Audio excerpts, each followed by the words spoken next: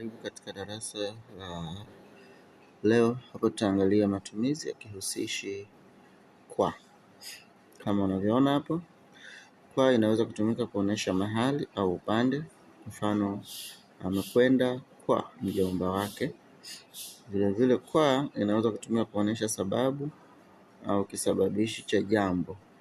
Mfano, anaishi kwa ajili yako.